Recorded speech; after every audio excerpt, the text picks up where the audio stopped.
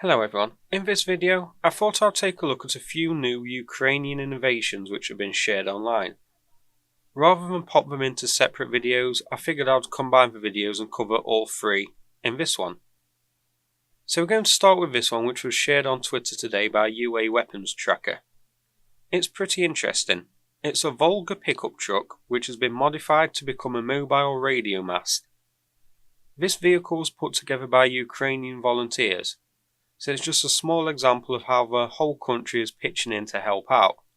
It's not the first time we've seen vehicles like this put together by volunteer groups.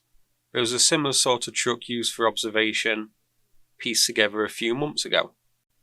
A member of the Discord server, Audio Customs, took a look at this video. It's intended for radio communications.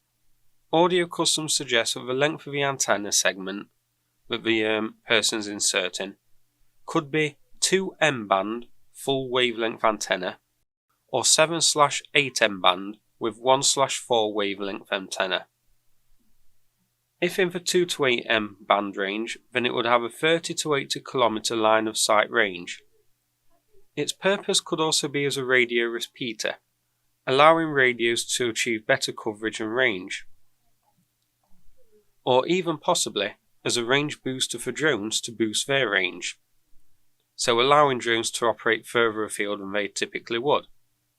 If that's its intention, then I would expect this to be deployed pretty close to the front line, although with that tall antenna it may be easy to spot, so who knows. So it's pretty interesting. It's unclear how many of these have been built. I expect numbers to be low since this was made by volunteers, but there's no doubt this is going to be pretty useful. The second one is a bit more military in nature. This is pretty cool. So Ukraine has improvised an infantry fighting vehicle. This is the chassis of a PRP-3 or a PRP-4 artillery observation vehicle. These are Soviet made and based on the BMP chassis, which might be why it looks a bit familiar to you. These are usually armed with just a PPK machine gun, but Ukraine has improved it. What they've done is attach a BMD-2 turret on it. This is a 30mm autocannon with 300 rounds, a typical loadout being 180 armour piercing and 120 HE rounds. On the BMD-2, this is fully stabilised so that it can fire on the move, and I expect this will be the case here too. It can engage armoured targets to max range of between 1,500 to 2,000 metres, so pretty decent. Ground targets at a range of 4,000 metres, and helicopters at a range of 2,500 metres, so it's pretty versatile. The AP round can pierce 18 to 55mm of steel armour depending on the range, so it's pretty good. It's definitely upscaled and uppowered the old PRP-3 and made it a much more useful bit of equipment. Ukraine is in desperate need of infantry fighting vehicles and armoured fighting vehicles such as this one. Now I expect that the turret was salvaged from a damaged BMD. This could be from a Ukrainian BMD, or it could be taken from a damaged and abandoned Russian one. Maybe one which was abandoned in Kherson or Kharkiv. It isn't the first time we've seen Ukraine salvaging what they can to improvise. We've seen grad tubes mounted on trucks and even rocket pods from helicopters mounted on BMPs, so they're always innovating and coming out with new little gadgets like this.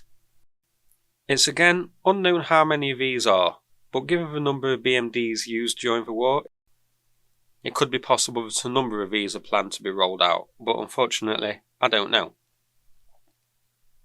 The third innovation we're going to look at is designed as a counter to the Shahed drones.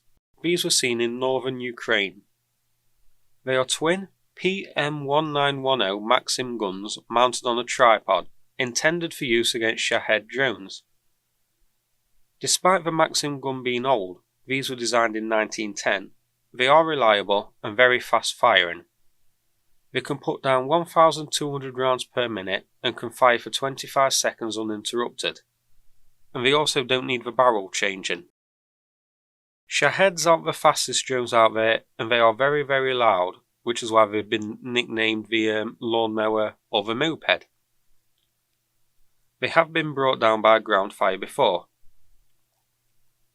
I expect these will be used as a sort of last line of defence, the Shaheds, depending on where they are launched from, having to get past man-pads, martlets, stingers, igglers, that sort of thing.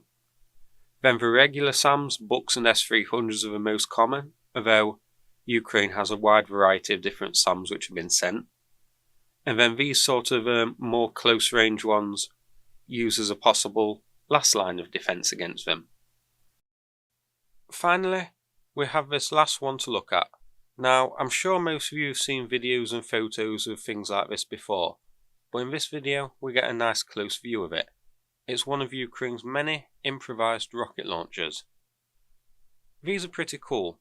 They're basically 4 grad tubes mounted on a Unimog vehicle. These aren't new, Ukraine has been using these for a while.